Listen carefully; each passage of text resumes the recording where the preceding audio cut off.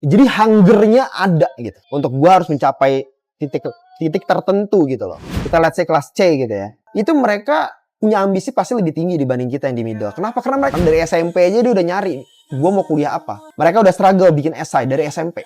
Dan itu yang lu akan bring to the table. Nih value gue. Jadi kalau ada laki-laki yang deketin lu harus lihat dia itu harusnya minimal sama lu atau enggak lebih dari lu. Oke, balik lagi sama gue Amri. Di episode kali ini, seperti biasa kita akan bicara mengenai pernikahan dan seputar life lesson lah ya gitu, mengenai cerita kehidupan. Jadi gue ini kan lahir dari, ya bisa dibilang middle class lah ya. Nah menurut gue ada beberapa hal-hal yang kurang dari ajaran yang gue dapat, yang gue yakin juga anak-anak atau orang-orang yang lahir di middle class juga merasakan hal yang sama kayak gitu. Jadi orang yang biasa di middle class itu kita tuh merasa selalu apa-apa tuh kita udah punya gitu, atau apa kita cukup, terus ya istilahnya nggak pernah kekurangan tapi juga nggak berlebih banget. Akhirnya membuat kita itu tuh jadi kayak punya lack of ambition gitu. Jadi kayak ambisi kita tuh kurang gitu.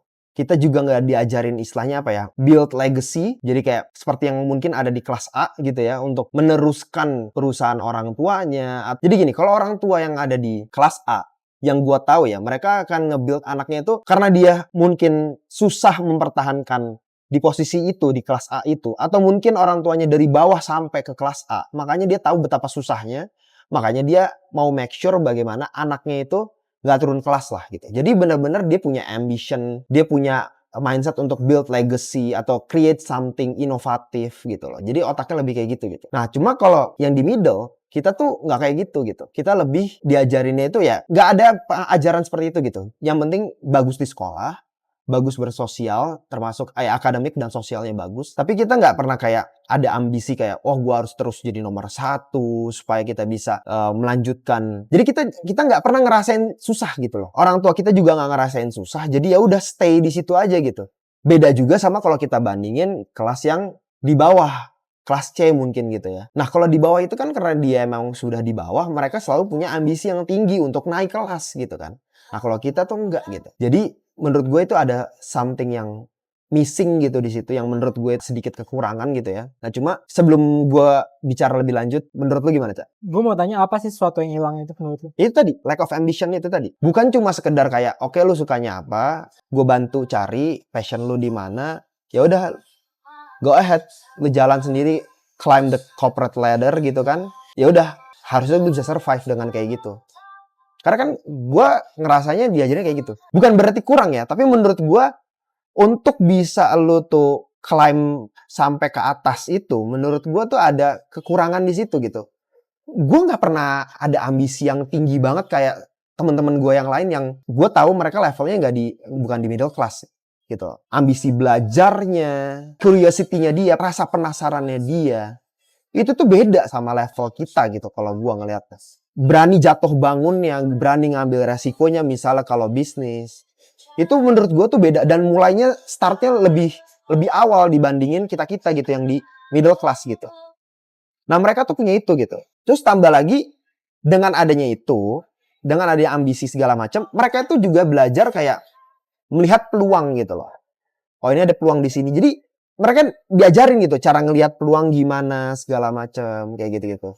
Jadi yang menurut gue tuh itu yang kurang gitu loh. Terlebih lagi itu biasanya juga gue lihat mereka-mereka itu yang biasanya dekat banget sama mindset mereka yang lebih luas secara global ya maksudnya. Dalam arti mereka-mereka itu biasanya yang sekolahnya memang waktu di SMA, kita kan swasta terus ya, swasta biasa lah kalau gue bilangnya ya. Tapi kalau mereka swasta tapi mereka internasional. Jadi mereka ketemu sama orang yang lebih diverse lagi. Terus kurikulum sekolahnya juga mendukung yang mereka tuh untuk lebih kritis dalam berpikir dan lebih berambisi gitu loh. Ditambah lagi memang orang tuanya juga memang di level itu ya seperti yang tadi gue bilang. Jadi mereka tuh dikasih ambisi gitu loh. Jadi hungernya ada gitu. Untuk gue harus mencapai titik tertentu gitu loh. Itu sih menurut gue. Tapi tadi lu bilang swasta internasional. Ya. Gue nggak tahu ya, gue nggak tahu tentang sekolahan karena gue nggak pernah nyari tahu tentang itu ya. Ya. Tapi itu lebih mahal dibanding swasta biasa. Oh iya pasti. Berarti secara ekonomi nggak jauh dari lu dong. Oh jauh dong. Di bawah apa di atas? Di atas dong. Oh enggak, maksud gue yang di bawah. Oh nggak ada, kita nggak ngomongin di bawah. Ini yang di atas. Nah, ini Oh, kalau atas. yang atas ya. Iya, kita nggak ngomongin di Enggak, bawah. kan tadi kan di awal statement lo Ada ngomongin- dua tipe. Ya, yang di atas sama yang di bawah kita. Ya, gue mau ngomongin tentang yang di bawah. Oke, yang di bawah dulu. Ekonomi. Kalau di atas clear lah ya. Ya, kalau dia di atas clear lah, dia sekolahnya ya bagus. Ya, kurikulum dia mungkin lebih baik gitu ya. Gue mau ngomongin di bawah dulu nih. Lo nggak perbedaannya apa nih dibanding lo? Ya karena kalau di bawah kayak gue pernah ngobrol juga nih ya sama ya adalah orang lah ya yang sering gue suka tukar pikiran gitu. Ya dia lebih tua umurnya dari gue, lebih berpengalaman dalam hidup segala macem. Sukses juga dalam karirnya, keluarganya juga alhamdulillah juga masih lengkap segala macem. Anak-anaknya juga udah pada besar juga. Dia juga punya pikiran yang sama gue mengenai hal tadi ya gitu, hampir mirip kayak tadi. Maksudnya dalam arti orang yang ada di kelas bawah, kita let's say kelas C gitu ya, itu mereka punya ambisi pasti lebih tinggi dibanding kita yang di middle. Kenapa? Karena mereka udah di bawah, mereka nggak punya pilihan lagi untuk selain naik. Jadi mereka akan ngelakuin apapun yang mereka bisa untuk bisa sampai ke atas. Berarti bukan semata-mata cuman karena ajaran orang tua dan bukan karena didikan orang tua. Iya, itu ada dua faktor. Kalau yang di atas karena ajaran orang tua, karena mereka nggak dapat pressure dari financial kan. Jadi pressure dari orang tua dan dari lingkungan yang dibentuk sama orang tuanya, baik itu di sekolah maupun di rumah. Nah, kalau yang di bawah dibentuk dengan lingkungannya yang pressure-nya mereka nggak jauh-jauh dari masalah financial. Pressure itu yang membuat mereka punya ambisi tinggi gitu loh. Mereka akan ngelakuin apapun. Salah satu yang relate juga statementnya itu kayak si Bambang Pacul lah. Kalau lu pernah dengar. Dia kan bilang kan, kalau orang yang dari bawah itu mereka akan ngelakuin apapun sampai atas. Makanya mereka kan loyal banget sama orang yang ngasih dia kerjaan, sama orang yang ngasih dia jalan. Loyal banget gitu. Ya mereka, dia nyebutnya orang Korea lah. Itu Korea-Korea itu kayak gitu. Mereka yang biasanya dari bawah dan mereka nggak mau lagi balik ke bawah gitu. Makanya dia akan terus ngelakuin apa yang mereka bisa untuk bisa mempertahankan statusnya dia gitu.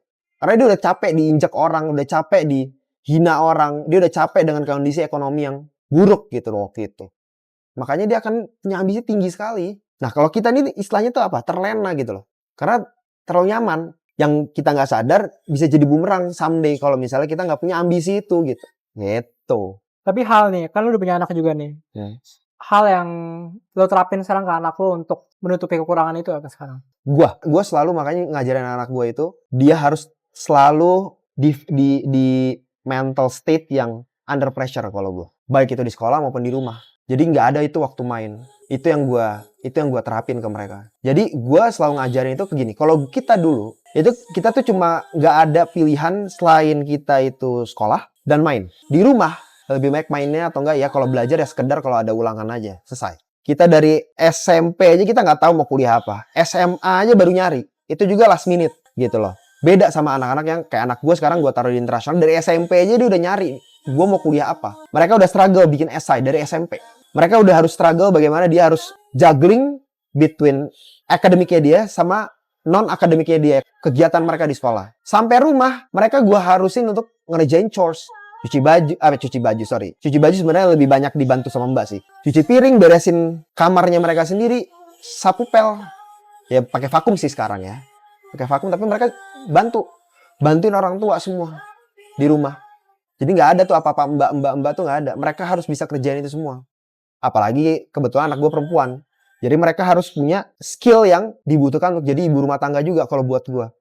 Makanya anak gue bisa masak, anak gue bisa ngurus adek gue, ngurus adeknya gitu kan.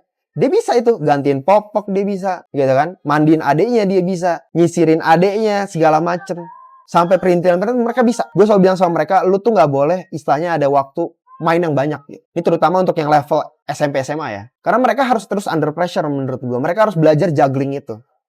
Bagaimana mereka bisa merasakan bahwa ketika mereka stres, mereka bisa tetap tenang. Itu yang gue belajar telah. Gue ngerasanya kayak gitu. Jadi mereka tuh kuat mentalnya. Gue pengennya tuh mereka kuat mentalnya ketika mereka nanti menemukan realita bahwa oh ternyata dapat kerja nggak segampang itu. Padahal mereka udah mati-matian. Oh dapat kampus yang gue mau nggak segampang itu. Padahal gue udah mati-matian. Karena hidup kayak gitu. Dan mereka nggak boleh nyerah. Dan mereka harus siap dengan juggling. Ternyata dia nggak dapat ini harus ngambil yang ternyata kampus yang mereka nggak suka. Udah gitu ternyata ada masalah lagi yang lain. Nah itu. Jadi gue selalu maksa mereka untuk kalau bisa nggak ada waktu main gitu. Bukan berarti nggak ada waktu main sama sekali ya enggak. Gue bebasin kalau misalnya kayak waktu weekend ya otomatis mereka bisa jalan keluar. Gue nggak pernah ngelarang untuk di jalan nongkrong sama temen. Gue nggak larang. Tapi minimal banget waktu pada saat dia weekdays, pulang sekolah mereka semua kerjanya penuh. Belum ngerjain PR, ngerjain projectnya dia. Project sama PR biasa beda nih. Project tuh biasanya kayak lebih hubungannya tuh sama portfolio gitu. Kayak misalnya anak gue tuh mereka bikin art, gambar, segala macem. Kalau PR beda lagi. Kalau PR lagi ya biasanya worksheet biasa. Bikin esai, segala macem. Habis itu belum disuruh lagi sama emaknya, disuruh sama gue bersihin mejanya adiknya dia yang kotor abis makan segala macem, vakum lantai di bawah segala macem. Jadi banyak gitu. Nah itu pressure itu yang gue suka bilang sama anak gue gini. Lu mungkin ngerasanya berat banget gitu ngejalanin itu. Cuma yang gue lakuin ini itu karena kita tahu dulu kita nggak pernah di-treat kayak gitu sama orang tua kita. Dan kita rasa yang kita alamin dulu itu kurang pressure-nya. Karena kita akhirnya kurang juga drive-nya. Kita kurang juga ambisinya. Karena kita nggak biasa under pressure kayak anak-anak yang dulu sekolahnya di sekolah internasional. Dulu sekolahnya, lingkungannya itu penuh dengan ambisi gitu. Jadi kita gampang nyerah gitu. Gampang kayak pengennya nyaman, yang enak aja gitu. Ada sedikit nggak nyaman tuh susah gitu. Keluar dari comfort zone tuh susah. Kesannya tuh jadi kayak manja gitu. Mungkin nggak semuanya. Cuma gue yakin in general middle class harusnya sih seperti itu ya. Karena terbiasa nyaman dan ya itu tadi nggak bisa keluar dari comfort zone-nya gitu. Berarti hal pertama yang lo rubah adalah pendidikannya dulu ya? Yes. Lo memilih untuk internasional agar pressure-nya tetap Iya, pressure-nya tetap tinggi gitu on. Iya, pressure-nya tetap on. Gue bahkan bilang sama anak gue tuh, terlepas dari masalah tadi ambisi segala macem, ya pressure itu segala macem. Gue juga bilang sama dia ini hubungannya untuk pernikahan juga. Jadi gue bilang sama dia, kalau lu bisa nih ya, lu perempuan ya, pendidikan lu bagus, ya kan? Selain pendidikan, social skill lu juga bagus. Misalnya karir lu bagus apa segala macem. Tapi di samping itu, lu juga urusan rumahnya lu jago. Lu bisa masak, lu bisa ngurus. Skill ngurus ini loh. Ngurus, kenapa? Karena lu udah biasa ngurus orang tua lu kan. Bantuin gitu. Bantuin orang tua lu udah biasa kan. Otomatis nanti lu ngurus suami lu juga gampang. Lu udah biasa. Disuruh ini, disuruh itu. Lu udah ngerti sukanya kayak gimana. Harusnya kayak gimana. Dan itu yang lu akan bring to the table. Nih value gua. Jadi kalau ada laki-laki yang deketin lu harus lihat dia itu harusnya minimal sama lu atau enggak lebih dari lu. Lu nggak boleh ketemu sama laki-laki, gue bilang sama dia, anak-anak gue. Nggak boleh lu ketemu sama laki-laki yang minimal nggak bisa kayak lu. Harus mereka ya lebih. Kalau nggak sama, lebih. Karena lu udah banyak bring to the table, gue bilang. Lu udah bisa semuanya. Di situ value lu, gue bilang. Value lu tuh mahal di situ. Lu udah ngerjain semuanya, lu udah belajar semuanya. Lu tanya apa, misalnya calon lu nanya apa, lu udah bisa semuanya. Yang harusnya banyak nanya justru lu bisa nggak? Karena gue bisa. Gue bilang gitu. Itu value lu yang gue bentuk, gue bilang. Pressure udah biasa. Itu yang gue bentuk sama anak. Tapi pressure cewek sama cowok beda kan? Beda. Cowok, ntar lu ngajarin. Gue bilang, perbedaan ya. Gue bilang, lu mungkin rasanya lu berat banget gitu. Pegang kata-kata gue bilang. Lu punya adik laki kan? Someday lu akan lihat, gue akan kasih dia pressure lebih besar daripada lu. Karena laki harus punya pressure dalam pendidikannya dia, itu lebih besar dari perempuan. Karena dia yang cari duit. Gue bilang gitu sama dia. Dan lu nanti harus cari laki yang sudah terbiasa under pressure juga. Yang lebih kuat dibanding lu. Gue bilang gitu. Itu gue bilang. Karena gue setuju, harusnya beda. Tapi karena gue nggak punya anak laki yang umurnya dekat sama dia, jadi dia belum bisa lihat gitu. Karena anak laki gue yang terakhir kan. Oke, jadi segitu dulu. Semoga aja bermanfaat buat kalian. Jadi kalau lu ada pendapat lain, boleh komen.